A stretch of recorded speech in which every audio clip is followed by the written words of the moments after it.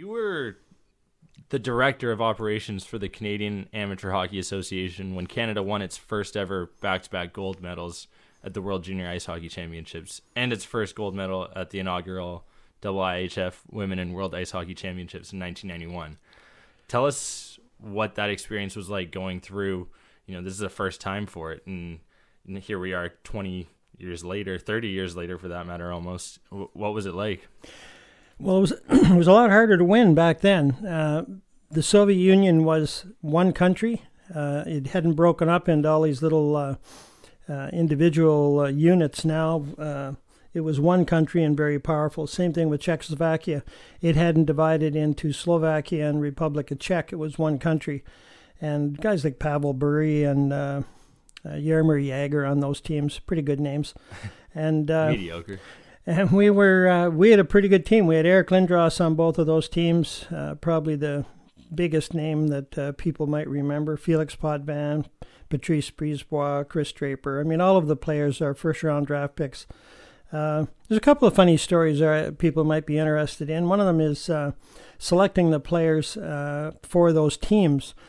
I was what they call the director of operations or general manager, and we had really good coaches, Dick Todd, Perry Pern, Guy Charon. And anyway, you have these players. They're all at summer camp. They're all first-round draft picks. They're all millionaires.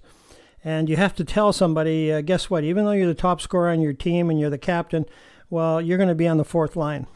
And not an easy thing to do. Not an easy thing to do. And some players took it really hard. So there were three reactions. We'd call them into, the head coach wanted to do it alone. So the head coach, I remember Guy Charon, we're doing it at 5 o'clock in the morning because some players did not want to be embarrassed, find out they were being cut, in fact, and you're not on the team, not even the fourth line, right? And would affect their ranking. So he wanted these conversations to happen at 5 in the morning so the players could slide out of there before the media got a hold of them.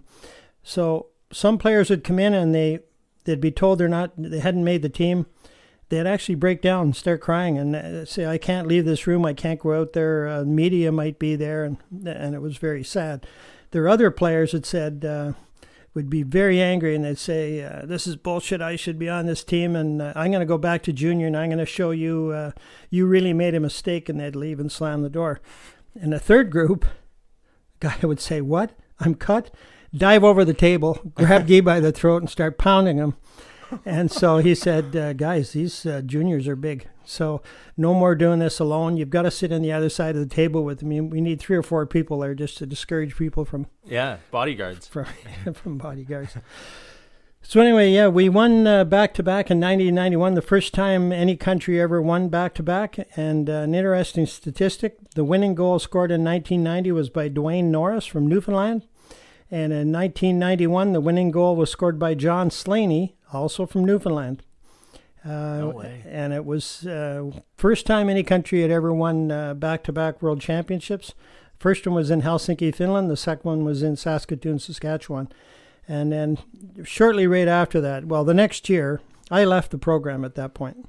The next year, unfortunately, they placed, 6th or 8th. But then the Soviet Union exploded and Czechoslovakia divided, and now it was really, they were the toughest teams to play against. And with them gone, it's really our tournament to lose.